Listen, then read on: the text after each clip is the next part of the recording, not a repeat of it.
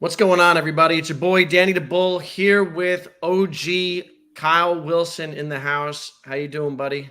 Hey, how's it going, man? Great to be on the show, and thanks for having me on. Thanks for coming, man. I've been looking forward to this one. We haven't done, I don't think we've done a stream one-on-one. We've been in panels together, but we haven't been one-on-one together. So I'm looking forward to it. How you been? What you been up to? Yeah, just been head down working, working for Paul and doing obviously stuff on my own channel. Kind of rebooted some of my marketing things on the side as well. So from that, being a dad as well, it makes for kind of a full-time schedule on top of a full-time schedule in some cases. But it's fun, man. Just head down working and haven't necessarily been pumping out the Web3 videos, but that's kind of what I've been up to. Yeah. How many kids you have? Two daughters. Yeah. What age? So I got a 3-year-old and a 5-year-old. So it's kind of hard, right, to balance family life and work life. How many hours would you say you put into the work stuff? That's hard to say. I wake up just like everybody else, get to work in some cases like 8 or 9, at the computer and kind of work a 9 to 5 in that regard, and try to balance, the schedule, because the kids are in that weird age where it's like they're not like ready for full-time school yet, but they're like in daycare school. So it's just kind of like that hustle and bustle of like picking them up, taking them to school. And that's kind of been the juggle, so to speak. But at the same time, I'm enjoying these like their early years. So it's one of those fun times to be a dad. So it's great that you get to work from home because you get to do you find you're able to be productive working remotely? Yeah. So, I don't think if I would be as much if I didn't have like 4 monitors. So I think that's like the key part of it. But no, I work pretty productively, and if I don't get the job done like during my time frame, or if I know I'm not going to be able to like finish it like the 9 to 5 hours, then what I'll do is just I'll spend time with the kids for a certain amount of hours and just work through the evening after they're asleep or whatever. So I usually figure out ways around it, just if I can schedule my day out ahead of time. Yeah. So I've been wanting to speak to you because in addition to you being an OG and valued member of the community, you've been kind of caught in the middle of the whole Paul Barron controversy. And like a lot of people have reacted with a lot of venom towards him and by proxy you. So I want to talk a little bit about that later on. But I also want to talk about your thoughts on the Web3 space because you're knee deep in it, your thoughts on the current state of Veve and Omi. So I guess we'll start with Web3 and, what excites you, what projects excite you right now in the current moment? Yeah, so there's just a list of projects that I like right now. I mean, there's still a good amount of projects still developing, still putting out updates. I'm really big into like Web3 gaming. I've always been a big fan.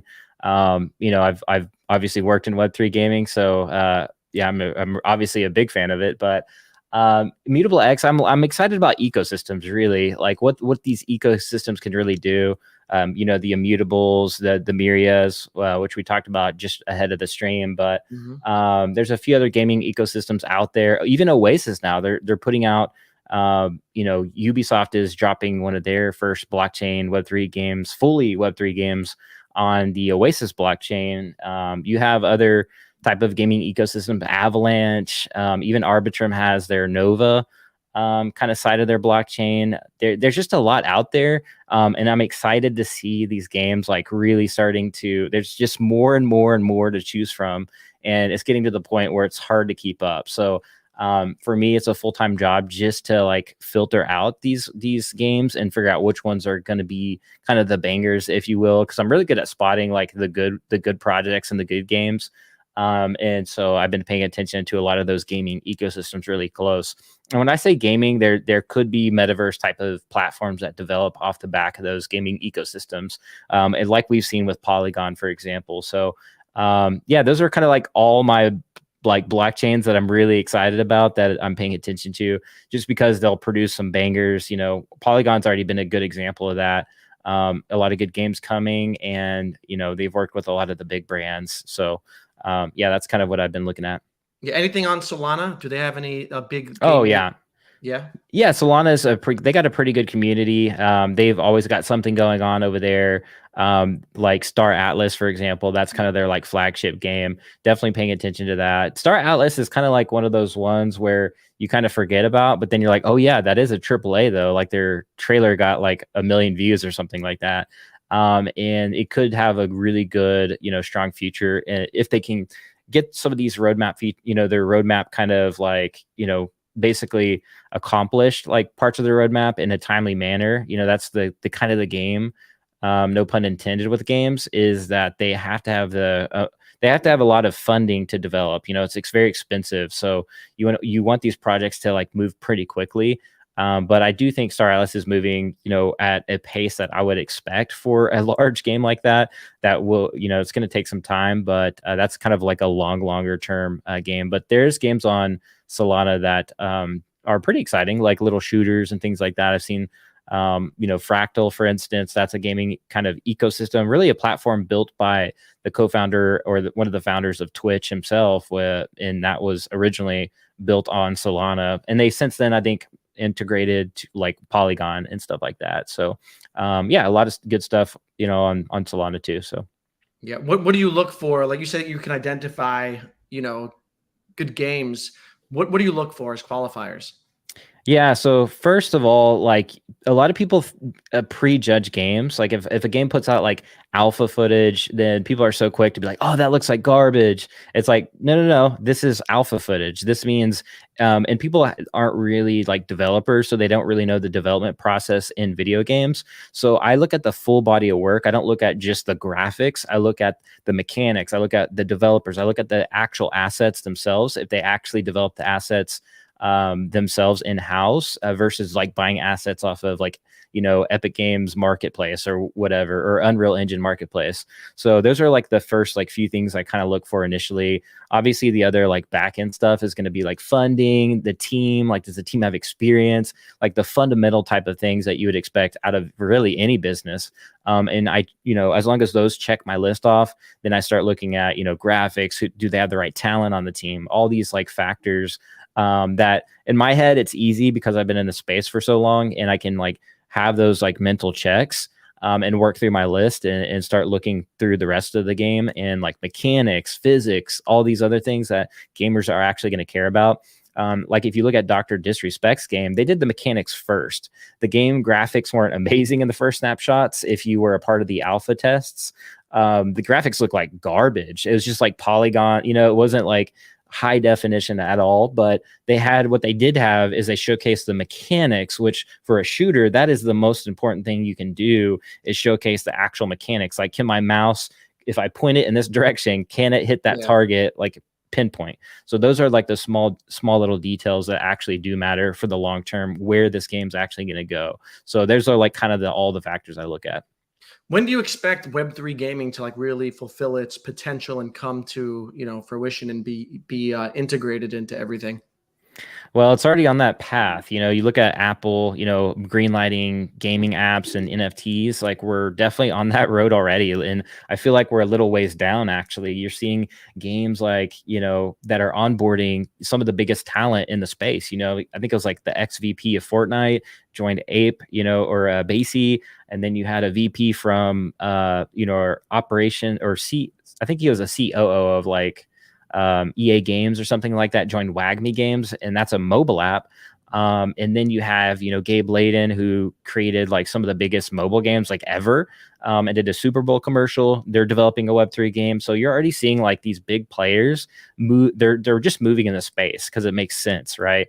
They don't have to worry that like some of this value is going to get added back to them and the gamers. So it's really a win-win scenario there where they feel like they have equity in the game and the gamers have equity in the game. So for me, that's just like a no-brainer. At first it's going to be a little bit of gamers like, yeah, excited about digital ownership, but then it's going to be a lot. It's like what we see in blockchain, what we've seen in NFTs. At first it's a little, then it's a lot, then it's like all at once.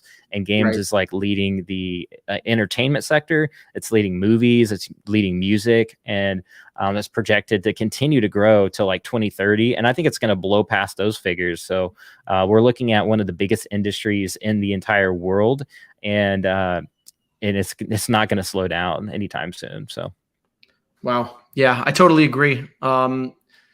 Blockchain's obviously going to revolutionize everything, but it's really going to change the whole gaming industry. What about the NFT side of things? Are there projects that you're interested in right now that excite you? From the what was that again for the NFT projects or? Any NFT projects that excite you at the moment?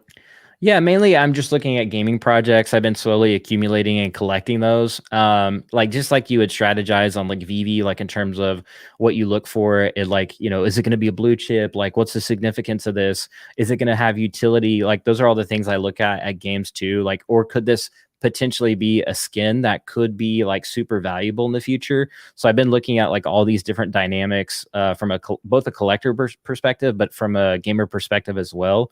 And those are kind of like what I look at in terms of collecting, like Neo Tokyo. I'm super excited. I'm like wearing the hat right now, and Yeah, I'm you've super been excited. bullish on Neo Tokyo. I remember we were in group chats, and you were talking about Neo Tokyo. That's still thriving or building? Yeah, yeah. So the floor is like still 5 or 6 ETH or something like that, which is like, I don't know, 10, $15,000, whatever. ETH fluctuates, so who knows? Right. But the floor's held up pretty good. I mean, it's down obviously like everything else, but I think time will prove that Neo Tokyo is still like one of the top projects in the entire space. Like if like I'm in there every day, so I see the builders. I've seen how many apps and Web3 projects that have been launched from Neo Tokyo that are really awesome. So I get a firsthand like look every single day. I see Becker in there and Elio in there very often, and it's like still a very thriving community. You still have hundreds of people tuning into their community updates, which is like weekly or biweekly, and so it's very thriving. And I think long term. It's going to prove nicely. You have like Basie people in there, like people that actually work for Yuga Labs. You have like I think Yatsu owns one, which he's like the founder of Animoca. You have Journey Crypto, who launched his multi-million-dollar project himself. So there's just a lot of like bigwigs in there that you just wouldn't know. Even FaZe Banks, I think, has one randomly, like some big names in actual gaming. So yeah, I think time's gonna show that it's a good project. So. Yeah. What about Bitcoin ordinals? Oh, Bitcoin ordinals. Yeah. So I've been looking at that one. It's slowed down quite a lot, which was expected. So I haven't been going ham lately on that. But they're still developing this. The community still like they still have a core community. I'm still excited about it to see what like innovations come out of it. You're seeing like BRC 69, which is kind of like what me and Chris kind of talked about Brock with, was just using like existing inscriptions to pull data from to make a like more of a super inscription, if you will, or more of an interactive one. So there's still like innovation happening over there. And platforms like Magic Eden, for example, have integrated BRC20 tokens into their exchange. So there's still stuff going on over there. And I kind of like am invested into a project called BTC Machines, which I sometimes refer to as like the Yuga Labs of ordinals. And the project isn't like their original collection is pretty valuable. Like it's like 0.15 BTC or something like that, Wow. which is pretty decent amount of money, About 3,000, right? Yeah, minimum. Yeah, Yeah, I think about it's like, $3,000 right now. yeah. So that's what I'm excited about. They just announced that they're going to be like a full on, gaming project. So I'm excited for their vision and what they have laid out. I know it's going to take a lot of money, and it's a long. Anytime somebody says game, you need to put your estimate. You need to put your time frame out a ways, and it doesn't mean like it's going to pump overnight. And I think that's why we're seeing Basie kind of drop off. People are realizing, oh, it's a game. Like it's going to take time. Like people got to realize that. Does that hold true for Veve also? We got SoCal over here saying, I do think the Veveverse is already DOA, right? Do you think Veveverse is DOA, or does it take time?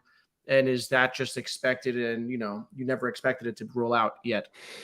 That's tough to say because like you have the gamer side of people saying like it's dead because XYZ, but then you can't discount necessarily the community at the same time as well, because that's something we all have to acknowledge is like at the end of the day, like Veve still has a community, and there's a core, like a strong core community. And if you look at, I was watching a video just today about community, and it was like the founder of Twitch, one of the founders of Twitch, not Justin, but the other one, I think, or I don't know who it was. It was one of the leaders in Twitch, but he was just saying how he was so bullish on community, and it's like one of the things that like literally drive platforms. And I think like when you look at that, like people overlook it so quickly. Like Twitch does have I mean, if you look at their gaming community, there's like, it's all day, every day, like just hype, like people are, drama, there's this, there's that. It's all part of the game. Like the community is it's just like, I don't know. You just can't discount community is what I'm trying to say. And so that's one of the elements I think like you have to factor in. So it's hard to say. I don't think it's going to be like dead on arrival. I think that let's wait and see to see what happens. And I don't know. You never know what like projects cook sometimes, and it's hard to say. I have to actually see it, and I've always said that. Like, let me get my hands on it. Let me see the update. Let me get in the VV verse. Like, let me experiment it with myself before I judge and things like that. And that's how I view play tests for games. I've been in so many different alphas and betas the past like 2 years. I never just like pull the trigger on, what it's going to be or not until I actually can like get in there and see the inner workings and, experiment for myself and see like break stuff basically, like let's have like 500 people in the VV verse at the same time while streaming. Like, let's see if it breaks, and so, yeah, that's kind of how I look at it.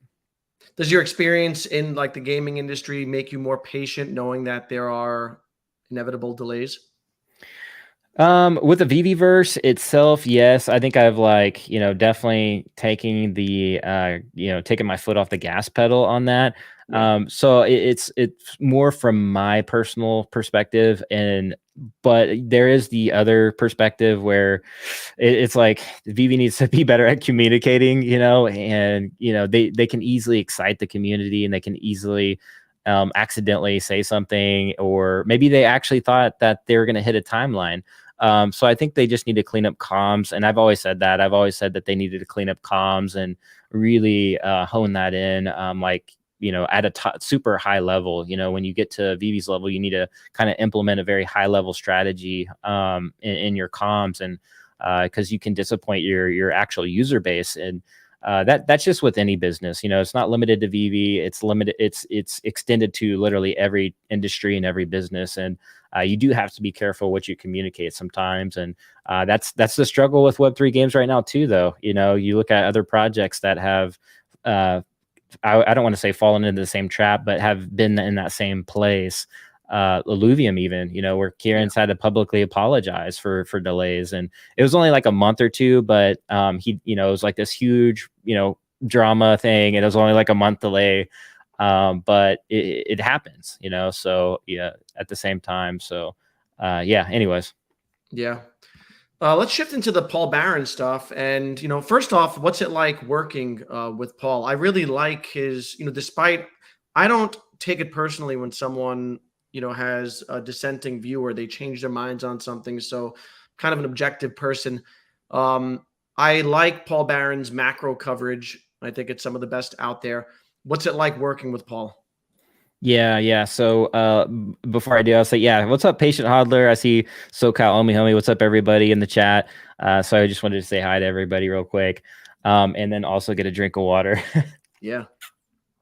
But yeah, so yeah, working with Paul's great. Dream come true. I mean, it's like, shoot, you get to work for a big content creator. Like, I create content myself. Like, you look at the younger, generation, and it's like a lot of them say they want to be a YouTuber, they want to be a content creator. Well, like, I get to live in that seat every day and get to live that out and do what I do best, and create content, articles, podcast, and work with Paul's team, which are literally they are some of the best talent, in the industry. And, sometimes, things can be said, but that's everybody's human at the end of the day.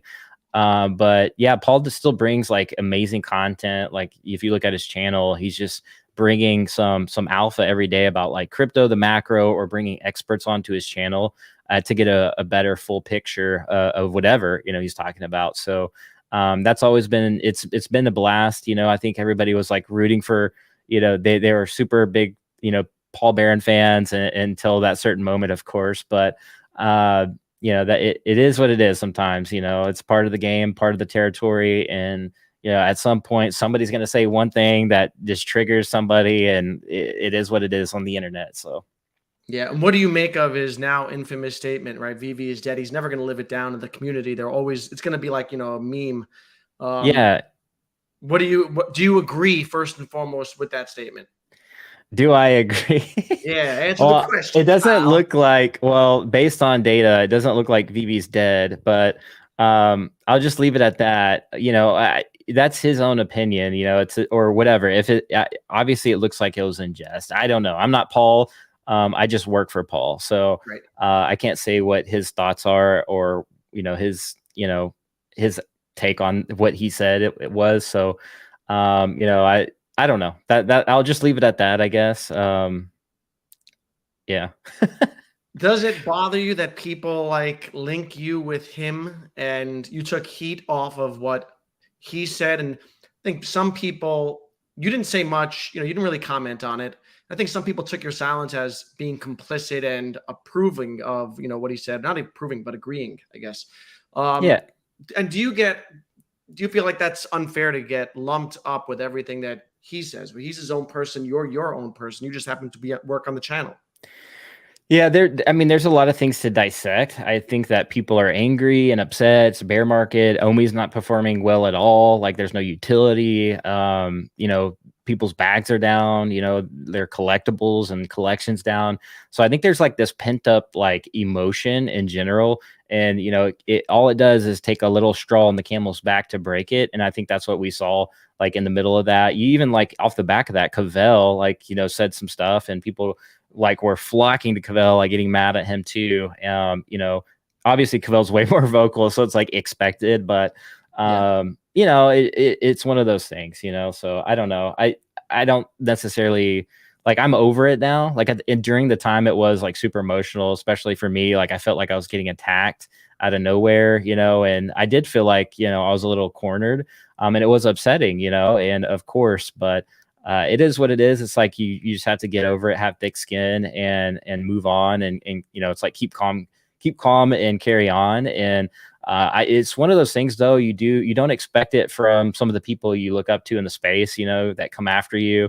I viewed some of those, people in the community as professionals, and always was super supportive of them, and, retweeted their stuff, and supported them as much as possible. And then for them to turn around and, say some crazy stuff and attack you publicly I think it was a bit much. But, it comes with the territory and whatever. Well, for the most part, most of the people were pretty, I would say, not like super crazy, and it was like forgivable stuff, and like let bygones be bygones. But some people did take it too far. Yeah.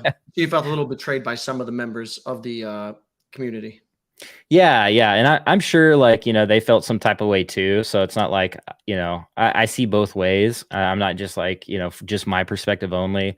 I like to look at it like, well, what's their perspective on this? What's it like from their shoes?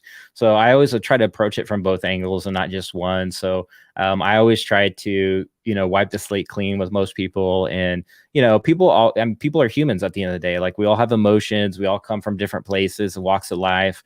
Some people come from the street, some people come from the hood, some people come from, the South or Florida, some come at the coast or whatever, that, Mhm. of California. So when you get on the internet, it's just a big mashup of like all these personalities clashing, and eventually you're going to butt heads for some ridiculous reason, whether it's good or not. So I don't know. I just give people the benefit of the doubt. And I would just say, like, for folks watching out there that like might have been super angry at me, it's like, let's just move on. Hopefully you'll be able to forgive me for saying some comments or whatever. But I do it on a daily basis. If I see people like that I follow, I'm like, you just got to like let it go. Yeah, I mean, I think it's important to allow everyone to voice their opinions regardless of whether or not we agree with them. Otherwise, we're just creating, an echo chamber for ourselves. And I don't agree with everything that Paul Barron said, but I don't have to. I can still respect, his other takes on macro and disagree with, his current take on Veve. I've been invested in Bitcoin for a while now, and there are people who've been telling me that it's a Ponzi scheme, or that, Peter Schiff talks shit about it. Doesn't mean Peter Schiff doesn't know things about the macro economy.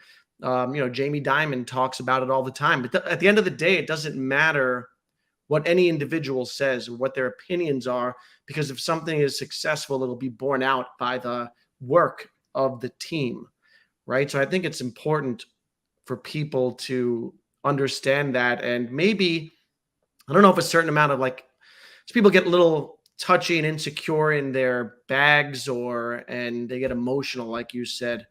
But one thing that Paul did put out was a rating system, and I had commented on this. You had DM'd me, and we chatted a little bit about it, where he rated Quid above Veve, and I disagreed with that. What were your thoughts on that? Did you take part in that rating system? Yeah, so I was like one of the members, of course. Taking part of that. Yeah, hit us. No, yeah, I mean the grading system or whatever. Like I saw people trying to add it up. Like that again. That's why I said in the video, like it's a snapshot in time. So that was like, hopefully people. I think that was overlooked. So like literally the next day, like Veve could come out with some amazing features and things like that to offset some of the grading. And I don't even remember. Like I would have to go back and even look at the actual charts to go back and see what we, the criteria and all that good stuff. Yeah. So I'm like way past that. It's like, so obviously like, what was it? Quid got a really high grading because they are interoperable. Like if you look at from a feature perspective, Quid does have a lot of features. I mean, you can mint to like 4 different blockchains on their roadmap, and that's pretty exciting. And you can already do that with ETH. If you actually go in and use like these different apps, which I've gone in and actually bought NFTs from every single of these platforms and done like the actual research behind it, you'll see that like the grading is pretty good in terms of like the actual features, and not just like, hey, like I'm a big fan of this platform, they have a lot of IP. You can't again, it's like one of those, like you look at it from the work of the body of work of what's going on and where it could go. So I think those are some of the factors that are kind of overlooked, because we always get like in a moon boy situation where it's like we want our platform to be number one in the winner every single time. But in how somebody grades, it could be different from the way you want it to be graded. So there's, we could grade it 100 different ways and of course, get different results on different base, criteria and variables. But again, like you look at Artifact and what Nike's been doing, that proved to be like spot on. I mean, the partnerships with Epic Games, Fortnite and EA Sports and everything like that, and Artifact with Animus that they're coming out with, like they have been absolutely crushing it. So they're already like decentralized, like Web3. You can buy it on OpenSea or sell whatever marketplace. So some of those aspects, like people have to also look at it as well. That's just kind of, it is what it is, so like you were speaking about tech features. Yeah, there's, features, decentralization, the body of work. You have to look at it like that. Again, like Quid, you can mint an NFT to Ethereum with $3. Like they pay the gas fee, and it mints in like 3 minutes on the blockchain. So they kind of like optimized their smart contract to do that, which I think is incredible. Like if you look at their tech stack, they've come a long way really quickly. So it's not just like, Veve were kind of having to wait. Like this was what months ago before these like features dropped. there were some features dropped, but at the same time, these are some of the features we were expecting years ago that were actually promised by the team. So it's not like, are the users at fault here? It's like, that's what the team communicated. And that's where I go back to my, like, the team needs to clean up comms, and they've always should have done that in the previous past, especially dealing with like major big IP. And a lot of people in the community have brought up like these issues way long ago, but they just get like lost in the noise, if you will, or what have you. So I don't know. It's like you have to look at it from the body of work and from a much more analytical perspective, and not just, like I'm a fan. So Yeah. it's a tough thing to do. Those videos, the grading, like none of that's easy to do. It is hard work. So yeah. Yeah. Do you think Veve has gotten better at the communication part of things? Yeah, but I think they can still improve in some areas as well. Um, you know, we're traveling. What are we doing for a couple months? Like, are we doing community updates? Like, there's still a couple things I would say that they could clean up there. And maybe they have over communicated in the past. I mean, that's like you go from one end communicating too much to not at all to like now you're kind of in this weird gray zone. Like people are like, what do we expect now? So I think they're almost there, but I do think they've improved in comms for sure from what I've seen. But could still do a little bit better in some of those comms. I've seen some wonky comments back and things like that. I don't know. Just clean it up. Just go straight professional. Go all the way professional. It's okay to do a little degen comments that are kind of funny, but like just clean everything up and just keep it that way. So that's just my thoughts. Yeah. And I guess what Veve has, right, that Quid obviously doesn't have is the community and the passion of the people. What do you think drives the strong community within Veve? Yeah, I think it's simply the IP, and I think from an early and also the community. So, but the community wasn't built overnight. Like people are just here now because it was just like a snowball effect. It started with a couple of YouTubers, and then it became like a bunch of YouTubers, and then it just kept rolling and rolling. And you had Facebook groups pop up, with the different platforms. Reddit community, the Reddit community is OG. As a matter of fact, I was a part of a lot of the early subreddits in the beginning days. It was only like a few hundred people, if that, to like thousands of people in there, even the actually Comey subreddit as well. So a lot goes back to like the early community days. Like everybody was everywhere in the beginning days, like looking at Reddit, looking at Twitter, looking at YouTube, and just figuring things out. And like everybody started figuring out, like learning who each other was, building relationships. And, from the early days, I would say like I was reaching out to a lot of the other YouTubers, like interviewed Cavell, Johnny Dunn early on, Taps. And my big thing was community. Community was always going to be a big thing for me.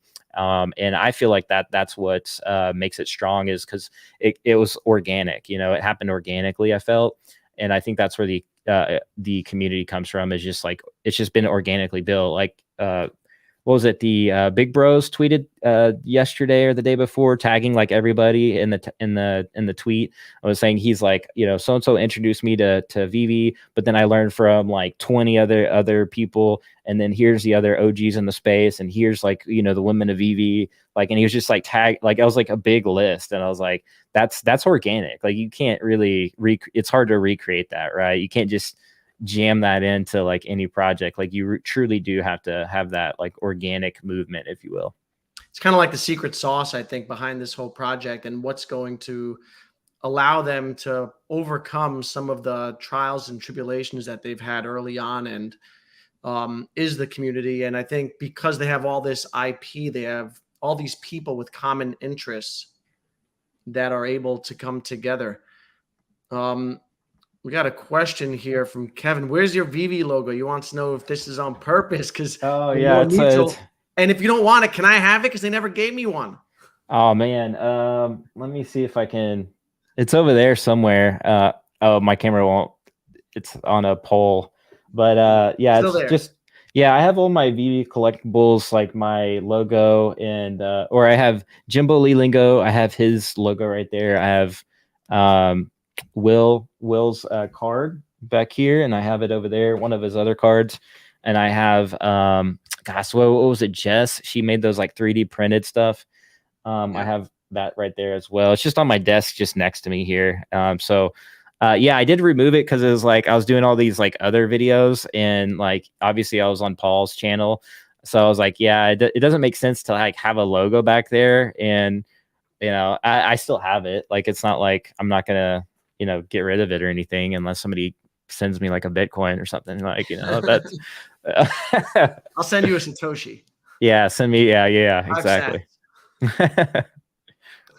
But what are your thoughts on, the current state of Veve, and are you satisfied with the progress they've made so far this year? They've added crafting and burning, and they started MCP with the points are up. They have the wait list rolled out, localization, and some improved search features and push notifications. Do you call that some much necessary progress? Are you satisfied with that? Well, I mean, it's like one of those features again, like we were wanting like 2 years ago, a year ago. So it's like one of those things we're catching up is what's happening here. And I think that's the way to look at it, for at least from my perspective, is how I look at it, is we're catching up to where we were supposed to be. But it is enlightening to see that they are making marked improvements, especially before the next bull run. And that's kind of like what I was concerned with the most. Like, are we gonna be at a place to where we need to be for the next bull run, not only in app wise, feature wise, but in the back end and like, the daily processes and the marketing. And, I know what that looks like in a project level. Some of these projects just don't have super amazing processes yet. So those are some of the overlooked aspects as well, but I think they're getting there. And I do see marked improvement there, so that is good to see for sure. But then on the Web3 side, we're still waiting on taking these things, making them interoperable, self custody. I don't know what that looks like. I think that's what hinders a lot of like excitement from like the Ethereum community. You look at like the macro NFT space, and I think a lot of like these big people that have significant following, they just don't talk about Veve as much, just because they can't self custody or take these and be interoperable with them. So I think that's kind of like the golden, like I guess the golden I guess, I don't know, rule of thumb, or like, I guess concept, or if you will, like that's where I think a lot of people would love to, where Veve should be. Even Gary Vee, you look at like what his comments like in the past, hindsight looking back, I think it was a lot due to, interoperability, self custody and things like that. So, and we're still early in the space, and yeah, so it's like we could still witness a lot of emerging, different types of collectibles emerge, in-game collectibles, in-game skins, and all that stuff. There's a lot of nuances and things to think about in long-term collecting, but obviously Veve has like a lot of FAs, so at the Yeah. same time. So Do you consider them NFTs? that's not up to me. That's going to be up to the community. I'm definitely not going to die on that hill. I know how the technology works. I know how Immutable X works. Yeah. Zero knowledge proofs, the roll ups. In my opinion, I would love to have that. Like, whether you consider it like a Merkle tree of Ethereum or whatever. To me, like none of that matters. I just want a token that I can put in my ledger, and if I die, then I know my kid's gonna get it. That's kind of from a dad perspective. I'm much different though. Like the way I look at it, maybe not the way you look at it.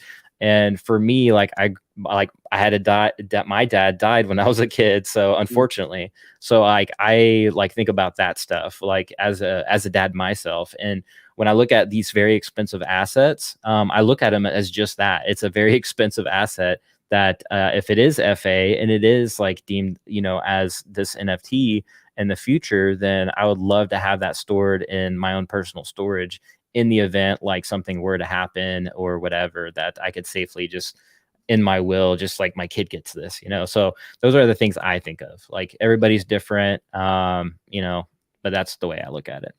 Yeah. SoCal's asking me if I think they're NFTs. I think they fit the mold for some definitions of it, but not all definitions. And I kind of agree with what Kyle just said. It depends on the people using them. So I think people want different things. Some people don't care about self-custody, and they want the security of a third party storing their digital assets. And there's a niche for that. I think that Veve won't reach its full potential unless there is interoperability, because then you're just opening yourself up. I think the best case scenario for them is to have that hybrid, right, where people have the option of storing their assets in Veve, kind of like keeping your money in a bank, or having the ability to take them out and move them around. I'm hoping that they're able to figure it out. I think it's all about the licensing fees and making sure that these guys get paid and the residuals get paid out. Yeah, I think that's a lot of the issue, and I've kind of talked about the royalties, like in spaces and blur and all that stuff while it was happening. But I think we're at a point too now where there's like smart contracts you can implement. You do have to like migrate. So and from a technical perspective, that's like they're gonna have to figure that out. That's probably actually tough to figure out the royalty side as well, and like making sure these brands get their fees. But and they probably have to go to every single IP and have a checklist and have them sign it and like all this other stuff. So there's a lot to navigate through. But Nike is able to do it, but that just showcases one brand can do it. Like Veve has a lot of brands, and they're dealing with Disney, which has it's like each one of Disney's like IPs, it's like own like unique little brand, and probably has their own like little unique system involved and how they want to treat that IP and where they want it to be. And like, maybe they might be okay with just Mickey being decentralized, but maybe they don't like Snow White being out there in the open, So there's just a lot that I'm sure they have to talk about and consider. Yeah. And it's funny because, Vivi's greatest asset, their IP, is also something that hinders them in a way, and they're constricted in what they can do. So it's both, a blessing and a curse in a sense. Yeah, for sure. I think they'll get there, at least because like I've always said, Bob Iger's like bullish on Web3. He's got like, what was it? It was like a crypto Medici or something like that. So it's a decentralized, it's like a punk style NFT. So I know Bob Iger knows about like that aspect of it. So it'd be interesting to see like what his influence and his impact will do.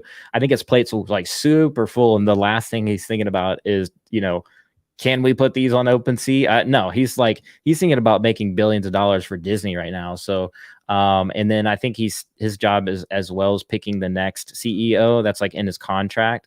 So I was initially like super excited Bob was there, but then at the same time, his plate is immensely so full. And then of course, he's going to have a successor that he's going to have to pick. And I'm not sure if he's going to want to extend his contract. So there's kind of that aspect too. But I'm excited for Disney long run, for sure though. I think they'll, obviously we're seeing them like diversify, cryptoids and all that stuff. So yeah. Do you think they'll acknowledge Veve more at some point? Well, I think they have, like, if you look at their, they have a side channel on YouTube that does like talks about, like they talked about the accelerator program, and they featured like the golden moments. But Veve is not a part of the accelerator. They're just like showcasing that they've done that before. Accelerator programs are not for platforms like Veve. Veve is like beyond, accelerator. They're not unicorn, or maybe they are. I don't know. Like, what's the definition of unicorn? It's like subjective almost. Yeah. But it's not an accelerator program app. But anyways, with that being said, yeah. Aside from interoperability, what do you want to see out of Veve before the next bull run? The Veve verse. Like, I think that's key because we can actually get in there, test, move around, do certain things. And then Apple headsets coming next year. So it's going to be exciting to see like if they can get really, I think that's like almost more of the benchmark than a bull run. It's like, sure, bull run, but like if we actually like tangibilities, like we want to see these things in AR and like with the best tech, and even with the MetaQuest 3, it's like you definitely want to see these assets and things like that. I do want them to like, hopefully they'll develop or create a partnership with Ubisoft to have like actual movable characters and things like that, or the Ready Player Me avatars, and have more like branded IP, like cosmetics and skins, like a Mickey shirt, for example. Like you could wear on your Ready Player Me avatar. They're already obviously implementing Ready Player Me into the Veveverse. I think for me, that's to me is more exciting almost than an NFT that just sits there in static. I want it like on my character. I want that bling. I can take my Ready Player Me character into like all these different games, metaverses, and experiences. So those are the things that like excite me. And I know they excite Bob Iger because he's on the board of Genies, which is a Web3 cosmetic, skin type company. So in terms of, the Veve Collectibles, what do you expect out of them in the next bull run? Do you expect them to go on a run? Yeah, certain collectibles I do. I think specific ones, the usual suspects that we always know, trust and love, like the statues behind us and things like that, like the the black and white ones, if you know what I mean. Yeah. So yeah, I think like certain collectibles will always do well, just because they were like the first and significant levels in terms of that. But yeah, I think they'll do well. Collectibles, I don't like have an insane expectation. I don't think all collectibles will just like pump. We're gonna get to a point where it feels more like trading cards, and you're just kind of collecting for fun. I think we're already there, to be honest, and it'll only increase that direction where it feels like trading card. You're ripping just packs open, and then eventually, like you may or may not land one of those grails, and you may need some master collector's points to like increase your odds, and things like that. So that's kind of how I look at it long term. But you'll always have those select grails that will, always be valuable to some regard. Yeah. And are you still holding yours? Do you have what's your vault like these days? I still have my Todd Batman. That's kind of like my big piece. And that's pretty much like I still have like a bunch of like I have some low mint comics that are like key grails. They're not like super low mint, but they're like 3-digit in the lower, range, like 300 mint or 200 mint. In terms of like what you would consider a grail comic or golden age or whatever. So I scooped up a few of those in like the bear market. um it may possibly even lower than it is now. Like we had that huge dip, and I think comics kind of did kind of nice for a little bit. I haven't looked at the comic market in a while, to be honest. Just been putting money in like ordinals and like different tokens and games and things like that. So I haven't been super heavy on collecting recently. I'll occasionally do the drops for the bigger pieces, but that's about it. You going for Hulk this weekend? Yeah, I'll go for Hulk. Yeah. Yeah. And like the collectibles are kind of running right now. I think some are up 20-30%. A lot of people are posting their vaults online again on Twitter. Do you think that's a byproduct of no cash out, or do you think that's a byproduct of a little more positive sentiment in the community, or maybe a mixture of both? Um, no, I think it's mainly like, you have obviously cash out closed, and anytime cash out's closed, it creates a kind of like an artificial pump. It's like, I can't do anything with my gym, so it's going to go into these collectibles anyways. And I think people are like sensing like we're probably at the bottom, so I think that's what Mhm. happened as well. Like the whales are always there. Like whales are always going to do whale things. And one thing you can always typically count on with whales is that they're always waiting for like the rock bottom. Like it's like they can sense it. They've done it for so long. Or maybe like the investor types, not necessarily Mhm. like whales, but investors. But yeah, I think that's like it's like peanut butter and jelly, like in terms of what we're seeing, I think in the app is the cash out. And then you have like if you select like investor types that are like, oh, I'm gonna buy this up because it's probably like bear market is kind of getting wrapped up. It seems like I don't like some people are thinking we're going to keep going lower. I don't know. I don't know. We're pretty far down, and we'll see. I think we might dip in terms of the macro one more time, and then after that, I think the bear market, we'll start noticing like slight uptrends. But that's just my opinion. Do you think we're in a bull market right now overall in the macro? There's a slight bump in the space, but I think the tech sector has seen a big boom. I don't think crypto necessarily is in a bull market. No, there's not like confirmations of that just yet for me. Mhm. Even with BlackRock saying ETF, I think that's kind of as we get closer to the halvening, an approved ETF. I think that's when it's on like Donkey Kong. I think Yeah. those two catalysts are alone are like full send. And even in a bear market, like if they did that, both of those things were now, if the date was closer and the ETFs got approved, I think it would just full send. Like it would just be crazy.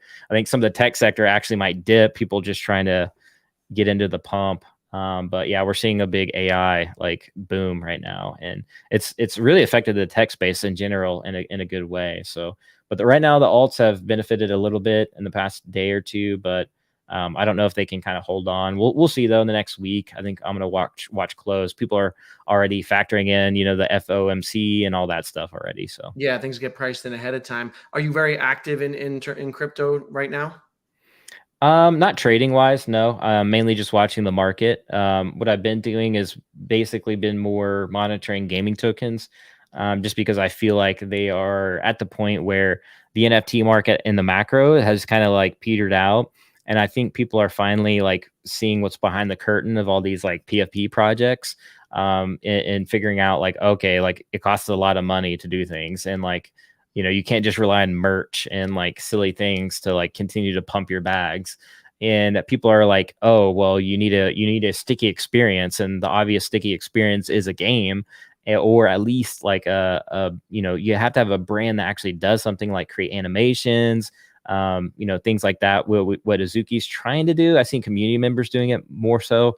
But I think games are starting to reveal themselves as the true players in the space that are actually building real products. And I think that's what's happening here. So that's why my eyes are really glued on a lot of these gaming ecosystems. Yeah. SoCal asks, with the current sentiment, you going back to decon this year? No, Huh? no, Is not it with because of the sentiment or because you're just busy? uh, I don't know. Not the same feeling It's as last year? yeah, I would say like if VV versus out, I might go. That I think there's only a few beta testers. I don't think they're even beta testers. I think they're just like helping structure what the Viviverse is gonna be like, the templates, if you will. I don't know. It's hard to say. I don't know if it's like it's both, I guess, that scheduling, prioritizing, being a dad, like all the above, I guess. So yeah, so it's just a mixture of everything, I would say. It's not like one thing, one thing or the other. So Yeah, I will say that, last year around this time, people were talking about it and everyone was going and people were more positive. The sentiment was more positive, and that's kind of contagious, and there's creates an energy about it. And that same energy just isn't there right now, which is, I think, a byproduct of being in a bear market and, and everything else, which I think is kind of natural. I will be hitting up New York Comic Con, so I'll be seeing the fam there and whoever attends. On the Omi side, are you still bullish on Omi, or have you dampened on that as well? yeah, I dampened on that as well. I mean, unfortunately, it's just my opinion, my outlook on it. But when I look at the macro of things, the no exchanges, they almost listed on FTX. Luckily, like he forgot us on the docu. I mean, there's like obviously like I don't have to say these things over and over. Like you've heard Kay say it about a million times. So, but on a serious note, there definitely needs to be utility. I just don't know if there can be at the current time with like Gary Gensler out there slinging out lawsuits and the SEC going wild. SEC gone wild here. But so I'm kind of like bearish just in general on really like altcoins that aren't DAOs or don't have like their project structured in a decentralized community way. So it's like one of those type of things more so. And obviously, I think Huddle Fandom hit it on the head too, like a couple different things as well, is like you do have to worry about regulation. But he was saying like, and I kind of thought of that too, was if somebody bought out Veve, like Apple, what if Apple bought Veve or whatever, and they're just like, the heck with the Omi token, we don't actually need it. We'll let Dan and Dave take over the Omi token and do something else with it. So that's a concern for sure too. And I think when you're looking at it from an investor's perspective, you also have to look at the risks involved. And you said that too as well in your last video. So I think there's a lot of potential there though. Like when there's a lot of risk, you can also have a high reward. So if you're like looking at the Omi token, it's like it's cheap. Possibly could get a little bit cheaper here in this next possible, Bitcoin dip. The token, like all tokens, might dip down. If that's the case, Omi might dip down again. It's been holding pretty strong, stronger than I thought, at least in this current price channel. I thought it would go down to like, the four area. 0.004? Yeah. But it's held up like in the fives, which has been actually really surprising for me. And I was like, oh, okay, it's going to go to those historical like 0004 levels or 000 or triple. I don't even know. Quad? The 4 level. No, not Quad. quads. Sorry. 0004. Yeah, 0004. So it's been holding up great in terms of that. And if you're looking at, possibly, risk reward ratio, and if it fits your goals, I think that's perfectly fine. If that's, what your goal and investment is. For me, I look at it too as from a opportunity, type of scenario as well. Like there's a lot of opportunity cost involved, where, I could have put my money into different tokens and done really extremely well. So it's one of those things too. You do have to play the fence. Or you could just treat it like GME, and, I like the token, like the GME crowd on Reddit. So Yeah. it just all comes down to preference. I'm not here to like judge or say like what you need to buy. It's just going to come down to everybody has personal preferences. And I think we should all respect that from one another, Yeah. Yeah. What's going on, Jordan? I see you. Yeah, absolutely. And, I said similar things in my last video. Like you said, I was talking about the risks involved, and there are risks involved with any project, especially in crypto, right? Because it's unregulated, like you said, and especially alts. I don't think OMI will get listed anywhere near an American exchange until there's regulatory clarity. I do think that the setup is there for them to, be successful, get back to all-time highs if they're able to implement on the OMI side in terms of getting that utility out and getting those exchanges out. But everything carries risk, which is why I diversify a bit. And my bag consists 70% is Bitcoin, Ethereum, and Tesla.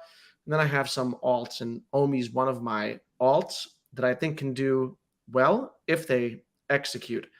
If they don't execute, I'll be all right. And if they do, I'll make a lot of money. And that's kind of like my perspective on it. Yeah, yeah. Mine's always be like, you want to be kind of scrappy when you're trading and things like that, or even maybe even investing as well.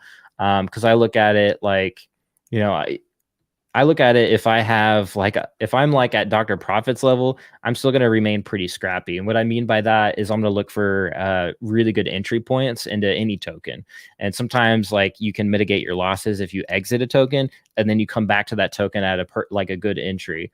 So that's like always been my kind of like MO. And I've always been able to like spot those like tokens before they rip, to the sky, if you will. But I don't know. That's kind of like my method of entering trades and entering like investments, is like, what's the optimal, most best time to enter it? And yeah, I may have lost like 30%, but if I can prevent myself from losing another 30%, I'm going to do it. And then I'm going to also get in at a better entry price for this token when it does like a 2x and literally wipes your losses right off the board right there.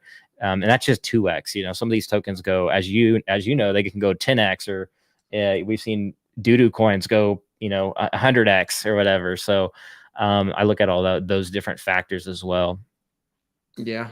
And Doge asks, what will it take for OMI to go to 10 cents?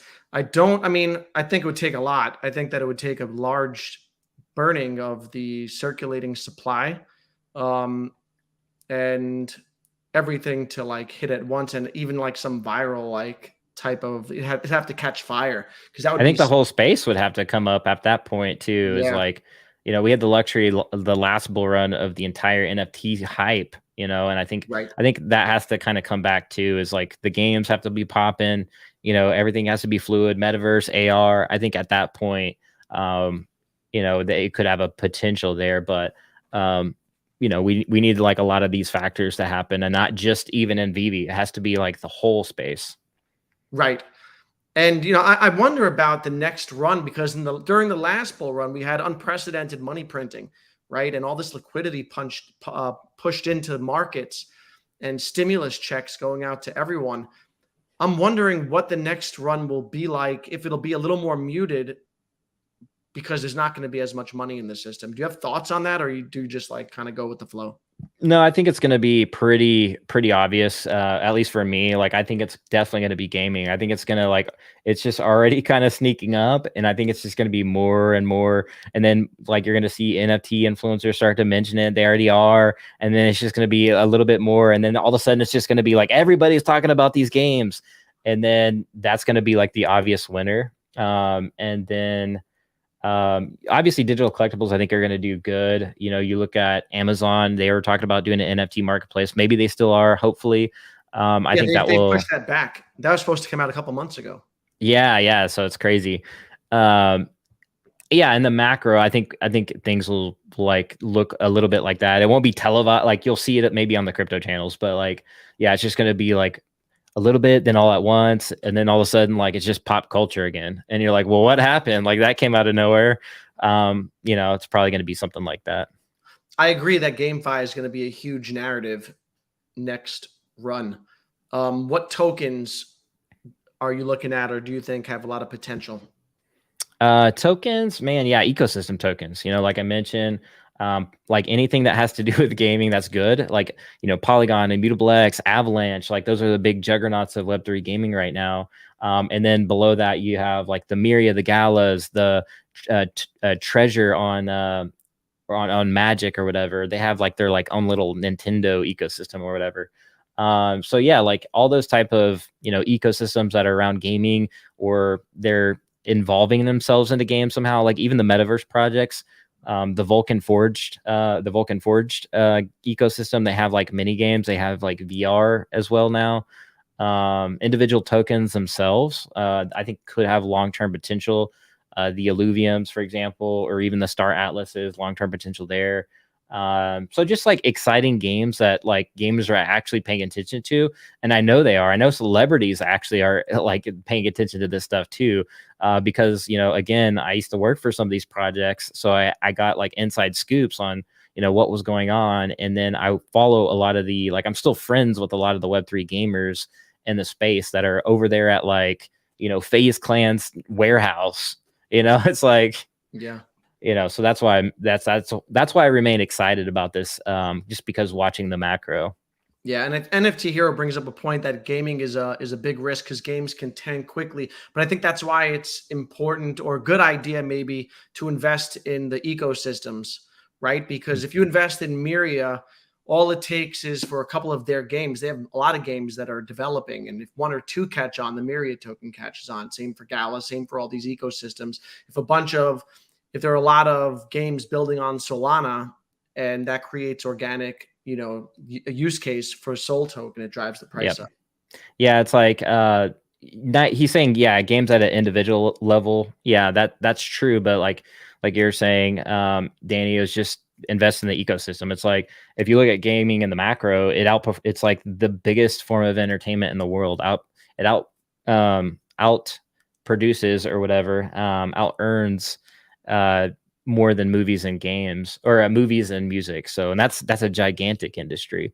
So, and then you're talking about adding in AR, VR, and Apple headset, and MetaQuest 3, and artificial intelligence. Forget about it. like game development is going to get the barrier to entry for game development is going to be so much lower and so much more cost effective and efficient than it previously was before. We'll see even more games coming into the space. So yeah, that's why I keep saying ecosystems, but I'm still excited about individual projects like Alluvium. It's actually a gaming studio. It's not just a game, and they've developed like mini games, Alluvium, the land game, and they have the main game mode. They have the survival. They've even fleshed out like game ideas like already for other types of scenarios, like a shooter. So again, like some of these like individual gaming projects are actually like studios and not just like one-off games. What kind of gaming experiences would you like to see come to the Veveverse? That's like part of their long-term vision. Well, I'm a big fan of like FPS and shooters, so that would be like number one for me. I saw that they had sneak peeks of like the lightsabers in there and like weapons. So I'm like, what's that about? Like, is there going to be some kind of like stadium in a duel? Yeah. And I don't know, maybe we'll see them actually build out the VV like city. Like they talked about land a long time ago. And it just seems like they have a lot of things under wrap. I just think again, like the calm thing is just like frustrating. It's like, but I do think they're working on fleshing out like this like maybe city aspect to it, because they keep showing us like these like demos, but they keep adding like more little buildings to it. So I'm like, what's that about? So I don't know. We'll see though. We'll see. I don't want to like overhype it because I've been in that spot before. Right. I'm cautiously optimistic, and like you said, I try not, I don't get too ahead of myself because you just end up creating bigger expectations. Cornucopias, any thoughts? I've heard Doctor of Stuff talk about it. Yeah. So that one looks good. I haven't like actually dived into it. From the footage I've seen, it does look like that one has some pretty good graphics, and the social aspect looks pretty fun. The movement looks great. Graphics look great on it. Again, I haven't dived into it myself, but yeah, that one looks pretty good from what I've seen. And Doctor Stuff usually does a lot of research, so I do respect what he says. Yeah. In terms of back to crypto and everything ahead of the next cycle, what do you think happens in terms of regulation? Do you think America totally screws things up? I think actually things are starting to turn around, and I think that even with BlackRock saying those, the CEO saying those little comments, I think go a lot. I think it creates like this massive like ripple effect on a comment level, and how regulators are like, oh, the BlackRock CEO said that.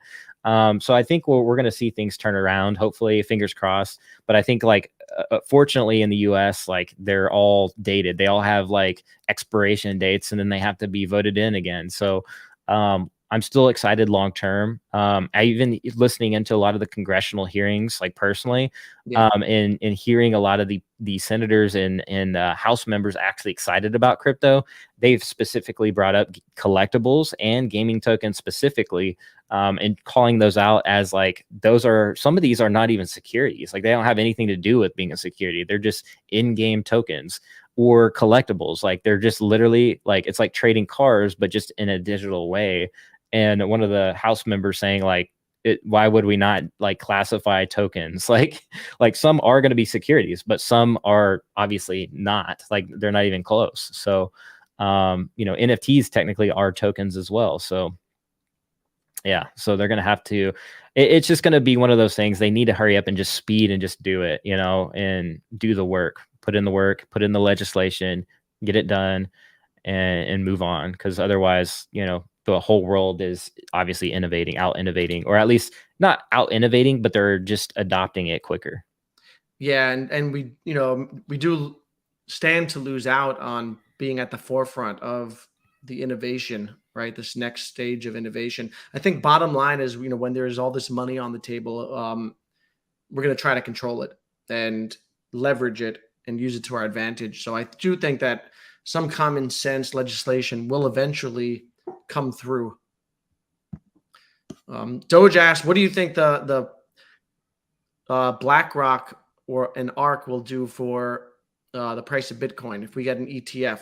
Do you think that we'll eventually get to a $1 million Bitcoin? I don't know about that. I mean, it may, you look at the ETF though, on a serious note, it depends on how they implement it, how quickly they can do that. I'm not an expert by any means on ETFs, but I do look at it from a retail level where it's like, okay, if they can implement this into like people's 401ks, Yeah. forget about it, dude. Like, yeah, Bitcoin can get really hypey, really inflated in price pretty fast. And a lot of people would, you have these like big funds, $billion hedge funds that would try to bake in the price, real quick, and I think that would full send it for sure. But again, there's just a lot, we'll see when it happens and when it comes. And geopolitics is another thing. Like, hopefully there's not a bunch of conflict going on by then. Hopefully we're still alive to see the Bitcoin ETF. So yeah, I think it'll happen within the next year. Hopefully, I think that Gensler will see it as a win to offset all his all the negative sentiment towards him for the choices that he's made. Yeah, absolutely. I mean, there's senators that defend Gary too in congressional hearings, but yeah, I'm fingers crossed for this too. I'm hoping, yeah, technically they can kind of like control the narrative of Bitcoin, and that's going to be obviously like against like the decentralization aspect, and it's like pick Bitcoin on paper kind of. So it is like one of those things, but at the same time, it's like, man, we just need a dub in this space. Like, I think consume like at a serious level too, it's like this will actually help hopefully reestablish like pensions and like things that were just common things in America in the past, and hopefully we can get back to a place of like retirement and things like that again, like where it's normal. Being like normal, being the ability to retire. Yeah, because now it's just like pensions aren't normal, and like some 401ks, it's like almost like, an honor to have a 401k. I don't know. It's just like that used to be such a normal thing back in the day. Like you just retired and that's what you did in America. And now it's like, oh, you actually have to work a little bit longer and have People your living own, too long. you're Yeah. living, people living too long and all that stuff too. So hopefully it'll like iron itself out with all that. Yeah. I know, what's crazy is my son's 15 years old, and I made him get a job this summer because I don't want him home, Yeah. Yeah. all Well, day, right? He's just yeah. hopefully playing video games all day and night. No, that's And good. Yeah. we made him get a job, and I'm telling him he's got to put like 25% away and invest it.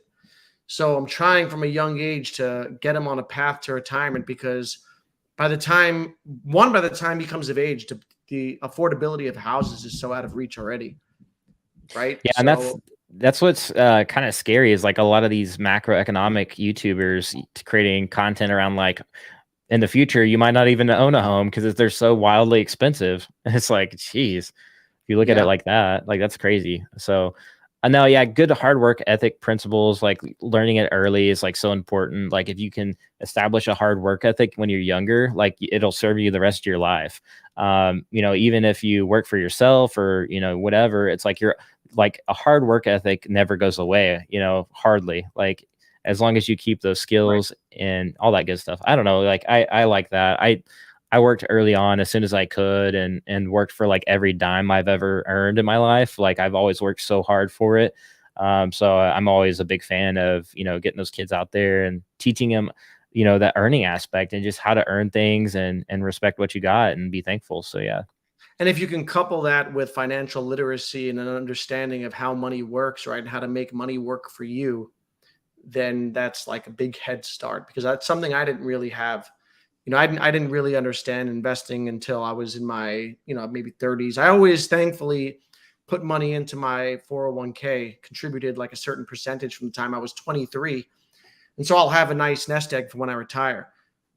Which is why someone mentioned how like I'm high risk with 70% in Bitcoin, Ethereum, and Tesla. I can afford to be high risk in my investment portfolio because I've been putting away for years in my retirement fund.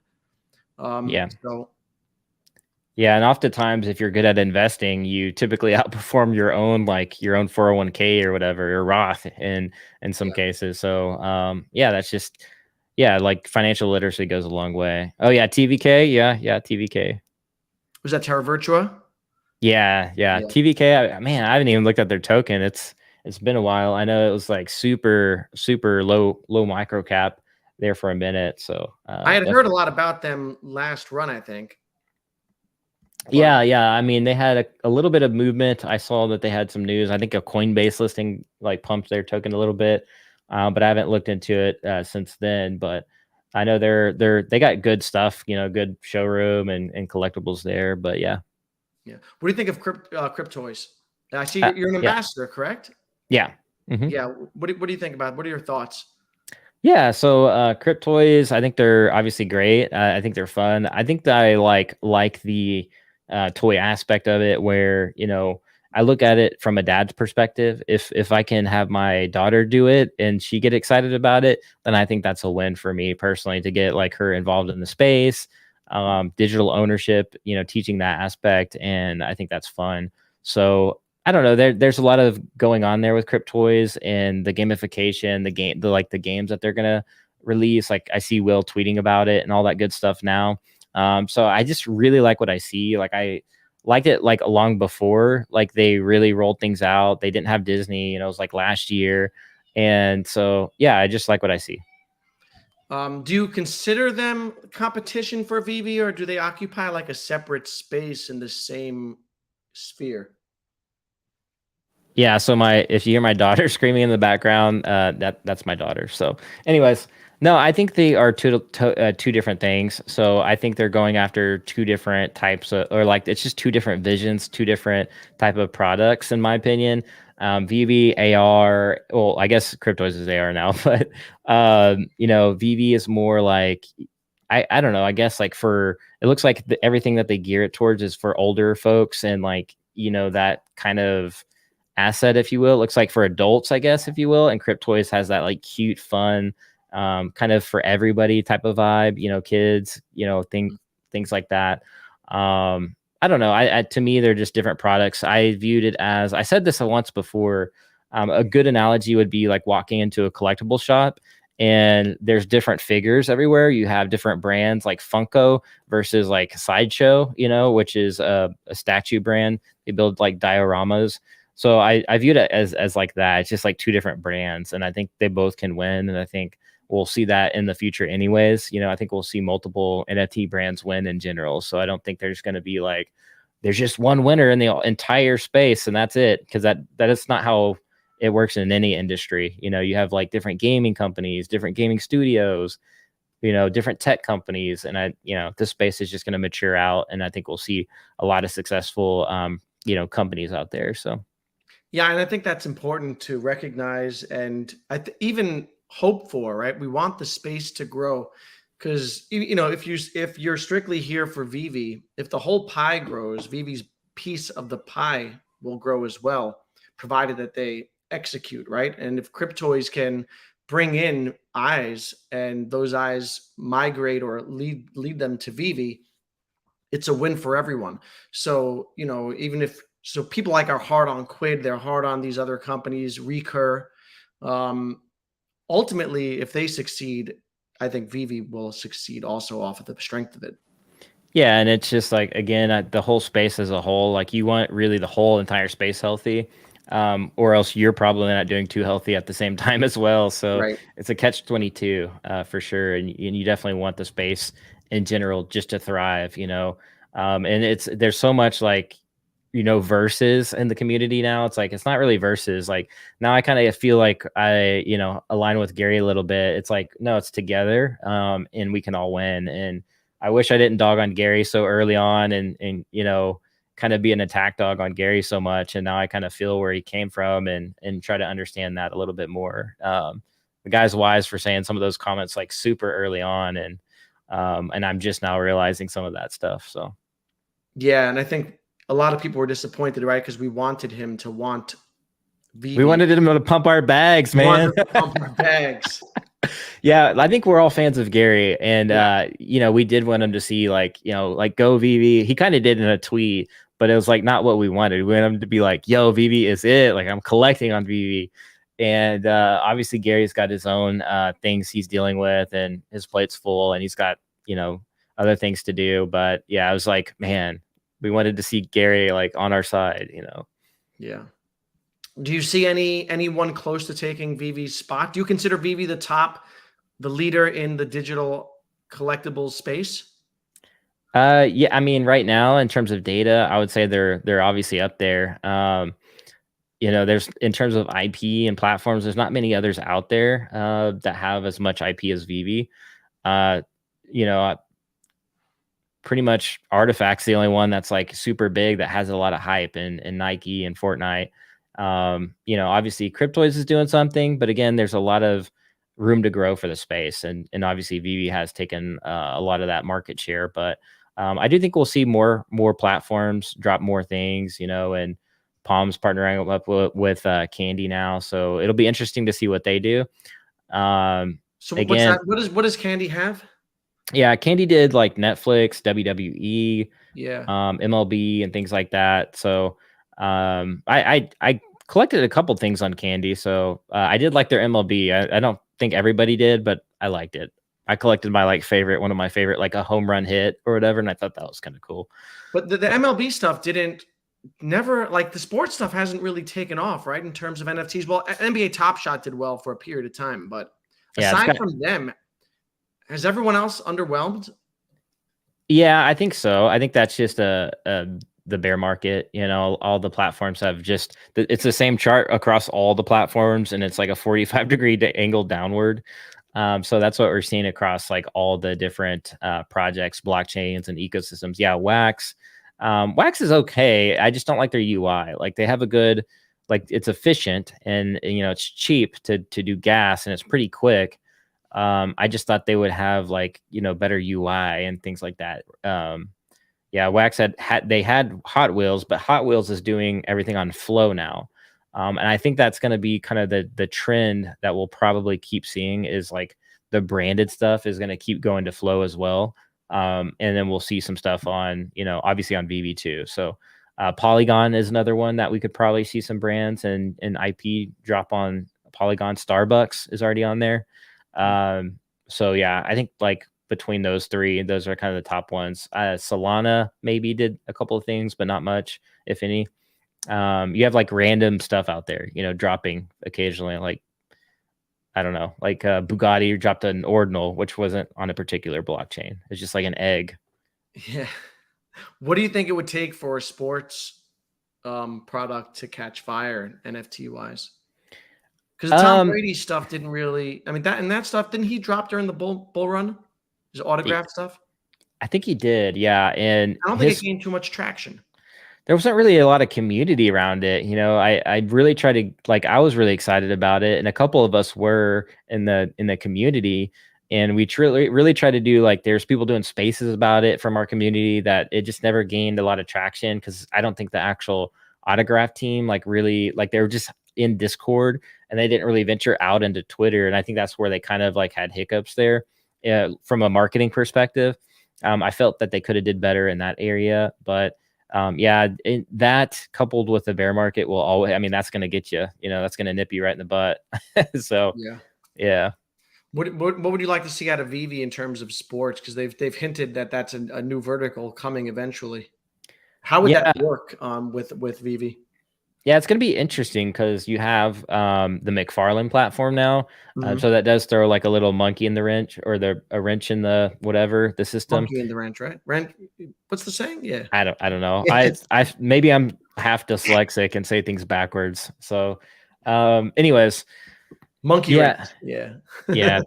Monkey wrench. Throw a munch. Yeah. Anyways, that you get my picture there. Yeah. But I think that maybe just statues. I think collectible moments. I've always said, like, even just a small, like, little animated, like, what if there was a Michael Jordan and you're able to, like, see him actually in the air, like, free throw. Yeah, above the court, and he's just like slowly moving towards the hoop to dunk, or like, it'd be kind of dope, because that could there could be like a viral moment to that, because you can make like Jordan like dunk on people. You know what I mean? Well, even just like him static too is like, that would be one of the most iconic moments like he's done, is that air dunk, where he jumped from the free throw line and he's just in midair, just reaching toward. Yeah, it's like that would just be insane. But and then of course, like, if you could, capture, like, little moments, but in AR and like in that kind of collectible format, I think would do well. And you don't have to do much there, because it's like, you don't even want to do too much, when it comes to like a collectible, like cards, they just sit there, Right. So and that's a debate for yourself, like, should they do something, should they be in a game, like, there's always that debate too. But I think statics can be fine in some cases. Yeah. Do you think it's hard because there's like so much traditional history with card collecting? Do you think it's hard for that demographic to migrate to the digital side? I don't know, because I'm like split on that. I see some platforms with cards, they do really well still, like the valuation. Like, even if you look at quids, like, they're not even NFTs, they're just collectibles on there. They're just whatever. Yeah, they're just like, not stickers, but they're actual cards. Like, they have I think Panini and Don Russ on there or something. Some of those are actually going for like hundreds of dollars, and so I think if a collectible platform can drop cards really well, kind of like what HRO has done, I think that they could do well. That's just my opinion. I think I know Wax, but it's too obscure. It's a little bit too difficult to use. So you do have to have an easy onboarding process, but you also have to make the experience fun, and like, where it feels like NBA Top Shots opening the pack. It all has to be there. You have to hit all the trading card, like, buttons. Yeah. Like that streamers do, like, oh my God, I pulled a Ken Griffey Jr. son, all whatever. Yeah. So you have to capture that. That's why I like Cryptoys, because I feel like they capture some of that in their toys, and not on the cards, but toy wise. Yeah. And even the Veve, the blind boxes have that element to it, right? Where you don't know which rarity you're getting. And then there's the mint number component. There's that element of gambling almost to cards, right? Yeah, I see people out there. Yeah. Yeah, I see people out there stacking up mints, or yeah, stacking up those blind box mints. I'm in some of the chats and they're like, "Oh, I brought like 30 of them or like 10 of them." I'm like, "Geez, I think I'll wait. I'll wait for the secondary market." Yeah, Ed's here. What's up, Ed? Yeah, we talked about the comic earlier. We're both going for it.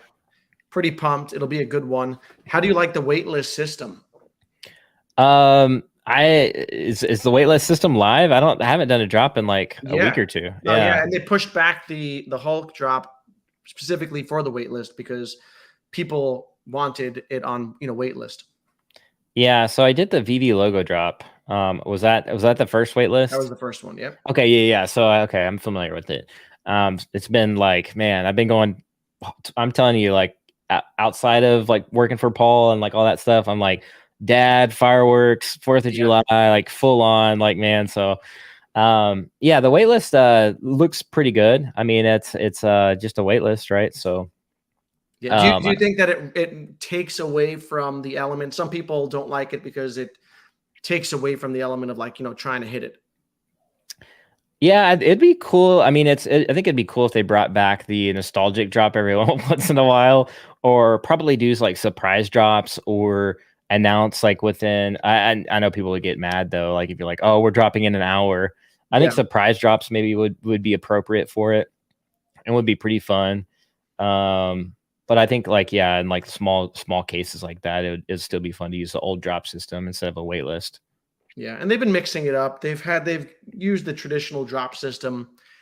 I think the majority of the drops recently have been the traditional system, and every once in a while they'll throw in the wait list. And they just optimized it for comics. They did a test run last week, and it went well. And so they're going to run it again on Saturday. It'll be a big one. I'm looking forward to it. We can wrap up around now. We've been going strong for an hour and a half, covered a lot of topics. I want to thank you for coming on. It's been good chatting with you and picking your brain about the whole gaming space and Web3. Do you have last words for the people? No, I just wanted to say thanks for having me on. It was awesome. I didn't know it was an hour and a half. It felt like 10 minutes. So Went I fast. actually really enjoyed coming on. And thanks for everybody in the chat. I agree with Planet Vampire, man. He brought up a good point about the CSGO skins. There's a lot of action happening in a bear market. So that's why I'm so excited about like games long run and like cosmetics and gaming ecosystems. For that exact reason, is games that like actually do pop off could have so immense potential, especially ecosystem type tokens. So, yeah, so I agree with that, man. We'll be in a good space. We're fine.